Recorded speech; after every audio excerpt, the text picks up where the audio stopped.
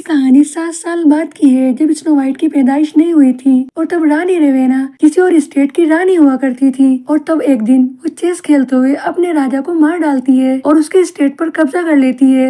और next day उसकी बहन फ्रेया को दिखाया जाता है, जो एक ड्यूक के लड़के से प्यार करती थी। और रानी रेवेना को उसके बारे में पता लग जाता है और तब वे उससे पूछती है, क्या तुम प्रेग्नेंट हो? और वो लड़का तुम्हें धोखा देगा और तुम्हारे एक बेटी होगी। हालांकि फ्रेया उसकी बात पर ट्रस्ट नहीं करती और वहाँ से चली जाती है। अब हम देखते हैं फ्रेया की एक बेटी होती है और उसके बाद उसे एक लेटर मिलता है जो उसके लवर ने उसके लिए भेजा था, जिसमें लिखा था, हम दोनों साथ भागकर चलते हैं और मैं अपने घर वालों के खिलाफ आकर तुमसे शादी करूंगा। ये पढ़कर फ्रेया को बहुत खुशी होती है और तब वो उससे मिलने के लिए बाहर आती है तो वो देखती है उसके रूम में आग लग गई। तो वो तेजी से भागती है और वहाँ पर जाकर देखती है उसके लवर ने उसकी बेटी को मार डाला। ये देखकर फ्रेया को बहुत दुख और गुस्सा आता है और इसी गुस्से में उसके अंदर छिपी हुई ताकत बाहर आ जाती है और तब वे अपने लवर को बर्फ में जमाकर मार देती है। और तब वे अपनी बहन रेवेना को छोड़ देती है और साउथ के इलाके में अपना एक अलग से स्टेट बनाती है। अब वो एक बुरी फ्रोजन रानी बन गई थी जो लोगों को मार देती है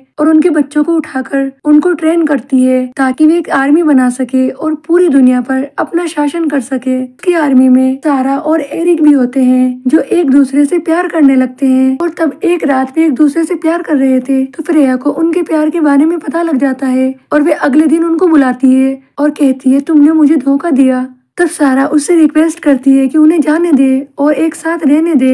और तब फ्रेया उससे कहती है कि तुम लोग यहाँ से जाओ अगर जा सकते हो, या मेरी आर्मी तुम्हें जाने दे। अब वहाँ पर फाइट होने लगती है। सारा और एरिक फ्रेया की आर्मी से लड़ते हैं और उनको हरा देते हैं। और तब फ्रेया एक चाल चलती है और उन दोनों के दरमियान एक बहुत बड़ी बर्फ की दीवार खड़ी कर देती है। और तब एरिक सारा को मरते हुए देखता है और तब वे गुस्से में बर्फ की दीवार को अपनी कुल्हाड़ी से तोड़ना चाहता है और तभी पीछे से उसके सर पर कोई अटैक करके उसे बेहोश कर देता है। और तब फ्रेया कहती है, इसे मेरी नजरों से दूर ले जाओ, और तब उसे नदी में फेंक दिया जाता है। अब हम 7 साल बाद का सीन देखते हैं जब स्नो वाइट ने रानी रेवेना को मार दिया था और तभी हम कुछ सोल्जर्स को भी जादुई मिरर जंगल में ले जाते हुए देखते हैं। दरअसल स्नो वाइट को वो जादुई मिरर आवाज देता था जिससे उसकी दिमागी हालत खराब होने लगी थी और वो बीमार हो गई। इसीलिए उसने इस मिरर को सेंचुरी में भेजने का फैसला किया, जहाँ पर वे पहले बोनो के साथ गई थी और वहाँ पर कोई भी काला जादू काम नहीं करता था और बहुत सारी परियां भी थी वहाँ। और तभी मिरर की आवाज सुनकर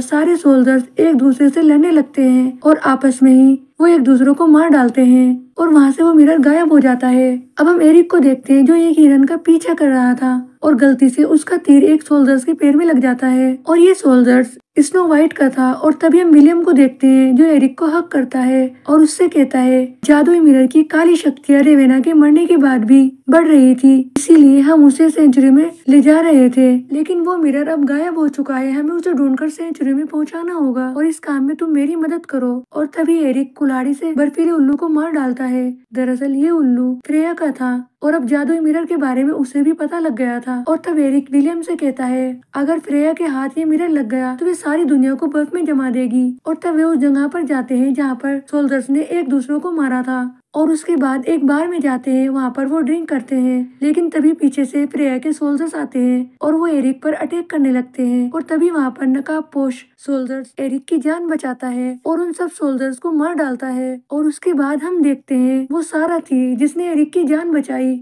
और तब ये गुस्से में एरिक को बेहोश कर देती है। और उसके बाद जब उसे होश आता है तो ये बताती है, तुमने मुझे धोखा क्यों दिया और तुम मुझे पूरे 7 साल पहले छोड़कर भाग गए थे। दरअसल फ्रेया ने उन पर जादू किया था और उन्हें एक दूसरे के खिलाफ दिखाया गया। और तब एरिक सारा को सारी सच्चाई बताता है, लेकिन वो उसकी बात पर ट्रस्ट नहीं करती। अब एरिक और सारा भी उस मिरर को ढूंढने के लिए निकल पड़ते हैं। तब एक जंगल से होकर गुजरते हैं तो एक लेडी ड्वार्फ उन्हें कैद कर लेती है, लेकिन तभी एरिक उसे एक हीरा देता है तो वो उसे छोड़ देती है और तब उसे बताती है, हर चमकती हुई चीज को गोबलिन ले जाते हैं और हो सकता है वो शीशे को भी अपने साथ अपने इलाके में ले गए हों। और तब सारा, एरिक और उनके साथ ड्वार्फ भी गोबलिन के इलाके में जाते हैं और वहाँ पर मिरर को देखते हैं। और तब एरिक की लड़ाई एक बड़े गोबलिन से होती है और इधर ड्वार्फ उस मिरर को वहाँ से ले जाते हैं। अब एरिक गोबलिन को तो हरा देता है, लेकिन वहाँ पर और बहुत सारे गोबलिन आ जाते हैं और तब सारा अपने तीर से उन्हें भगा देती है। अब हम रात का सीन देखते हैं जहाँ पर सारा एरिक के गले में फिर से वही लॉकेट देखती है जो उसने 7 साल पहले उसे दिया था, और तब उसे एरिक की बात पर ट्रस्ट आ जाता है और उसका दिल उसकी तरफ से साफ हो जाता है और वो पहले की तरह प्यार करते हैं। अब नेक्स्ट डे वहाँ पर फ्रेया आ जाती है और उस मिरर को वहाँ से ले जाती है और सारा को कहती है एरिक को तीर मार दो, और तब सारा उस पर तीर चलाती है और जब वे वहाँ से चली जाती है तब ड्वार्फ एरिक के तीर निकालते हैं और तब वे कहता है कि सारा कभी भी अपना निशाना नहीं चुकती। और यहाँ पर हम देखते हैं फ्रेया उस जादुई मिरर से पूछती है इस दुनिया में सबसे ज्यादा ब्यूटीफुल कौन है, और तभी रानी रेवेना उस मिरर से बाहर आती है और उससे बताती है जब स्नो वाइट ने उसे मारा था तो उसकी सोल इस आईने में चली गई थी, और आज जब तुमने मुझे पुकारा तो मैं बाहर आ गई और मैं इस आईने में कैद होकर रह गई थी। और फिर वो कहती है मुझे स्नो वाइट को हराना है और उसके स्टेट पर फिर से कब्जा करना है। अब हम एरिक को देखते हैं जो ड्वार्फ के साथ फ्रेया के किले पर अपना अटैक करना चाहता था, और इधर हम रेवेना को देखते हैं जो अपनी बहन को फिर से क्रिटिसाइज करती है और कहती है तुम अभी भी ऐसी हो और कभी भी नहीं बदलोगी। और इधर एरिक पहरेदारों से बचकर किसी भी तरह फ्रेया के क्रिस्टल तक पहुंच जाता है और वहाँ पर देखते हैं फ्रेया जहाँ पर वो रेवेना के कहने से अपने सोल्जर्स को स्नो वाइट के स्टेट पर अटैक करने को कह रही थी, और तभी वे उस पर एक तीर चलाता है लेकिन रानी रेवेना उस तीर को पकड़ लेती है और तब फ्रेया एरिक को पकड़ने के लिए कहती है तो वो उन सोल्जर से कहता है तुम्हें बुराई के खिलाफ लड़ना चाहिए, तुम्हारे पेरेंट्स को इन्होंने मारा था और तुम लोग गलत नहीं हो। अब एरिक उन लोगों के साथ बचपन से रहा था इसीलिए उसकी बात को सुनने लगते हैं और उनकी हथकड़ी को खोल देते हैं, और तब रेवेना को बहुत गुस्सा आता है और वे गुस्से में सोल्जर्स पर अटैक कर देती है। फ्रेया ये सब करने से मना करती है क्योंकि वो आज भी अपनी आर्मी से बहुत प्यार करती थी, और तो वो नहीं मानती तो बर्फ की एक बहुत बड़ी दीवार अपने और सोल्जर्स के बीच खड़ी कर देती है। अब रेवेना को बहुत गुस्सा आता है और वो कहती है आज जो भी तुम हो और जितनी भी पावर तुम्हारे पास है वो सिर्फ मेरी वजह से है। अब फ्रेया को उस पर डाउट होने लगता है और उससे पूछती है तुमने मेरे साथ क्या किया था, लेकिन रेवेना उसकी बात का कोई जवाब नहीं देना चाहती थी। और तब फ्रेया उससे कहती है तुम अभी भी आईने से जुड़ी हुई हो और मैं आईने से पूछती हूँ बताओ क्या हुआ था, और तब आईना उसे बताता है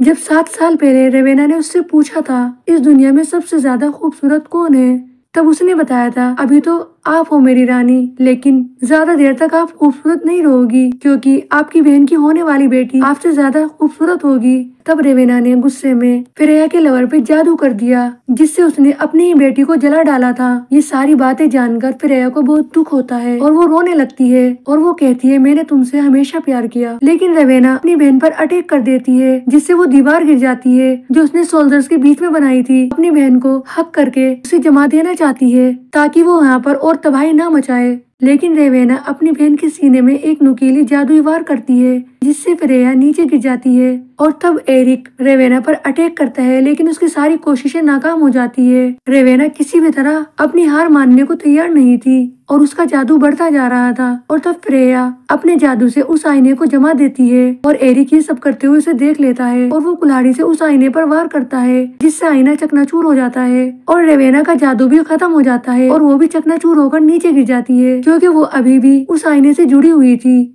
लास्ट सीन में फ्रेया अपने आप को अपनी बेटी को गोद में लिए हुए देखती है और तभी उसकी डेथ हो जाती है और वहाँ पर जितने भी सोल्जर्स कैद थे सभी आजाद हो जाते हैं। इस तरह से इस मूवी का एंड हो जाता है।